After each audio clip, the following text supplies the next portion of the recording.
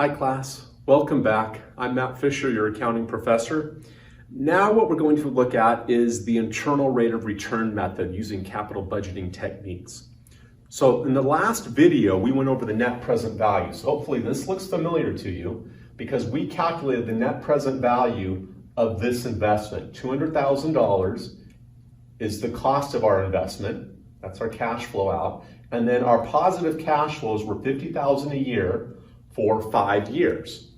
And when we calculated the present value of this using N of 5 and an interest rate of 6%, we calculated $210,620. So then we got our net present value by subtracting that out of here to get a present value of $10,620. Well, in the last video, I hope you remember that I said, this is a good investment possibly because we have an interest rate of 6%. So that means that we're earning 6%. Actually, we're earning more than 6% because we have a positive net present value here. Well, the internal rate of return, what it's going to do is tell us what is that interest rate that we're earning. So let's take a look at that. Let's think about this process here. When the net present value is 0, that is the interest rate. So let's go ahead and force this to equal 0. Because then that will be our actual interest rate. So if this is 0, then this here would need to become 200,000 because our investment isn't changing.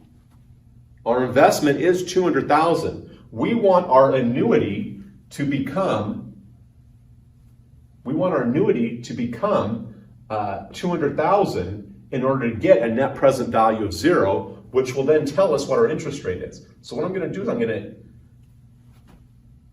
erase the interest rate, and then I'm going to take out my factor here. I'm going to say that's what I'm solving for. My $50,000 is my annuity, and it is for 5 years, but I'm trying to solve for the interest rate. So I don't know what my factor is, but some factor times 50,000 needs to get me my 200,000 so that my net present value basically is 0. So then what's happening is that's getting me my interest rate. So now I'm going to erase this because what we're going to do is we're going to solve this now.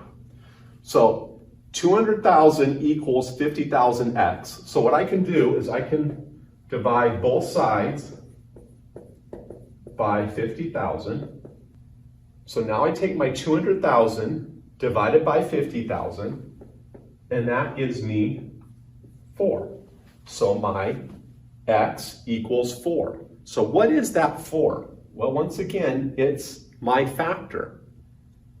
So now what I need to do is I need to find out, well, where is that factor? What is my interest rate? So I would go to the correct table. So make sure you're looking here. We're looking at the 50,000 annuity, okay, for 5 periods. So what I want to do is I want to go to the present value of an annuity table, and it's for 5 periods. So I'll go down to n equals 5, and I'll move across till I find something close to 4. Now it might be in between a couple of numbers, or it might be pretty close. In our example, 3.9927 is on our table, and you can see that that's extremely close to 4. And that corresponds to 8%. So that would be our internal rate of return. Let me just mention a couple of things before we end here. The internal rate of return is a little bit complicated. It's a little bit harder to solve. It does make sense. You need to spend some time going through this. But let me just remind you also that Excel can do this for you, as can your calculators. Those are probably easier methods. But I like to just show you this method because sometimes, the textbook shows how this is calculated almost always. Most textbooks do. So I wanted to make sure that I showed you what your textbook most likely is showing you, how to calculate the internal rate of return. All right, class, this method does use time value of money concepts. It is a very good method also to use. So payback period and internal rate of return both use time value of money concepts. A little bit more difficult, but they're good methods. Accounting rate of return and payback period, those two methods are also very good methods, but they're used more for weeding out. You'll want to do those methods, and then if you're doing well on both of those methods, then they would move on to the payback period and internal rate of return for purposes of investigating whether they want to continue with these investments or not.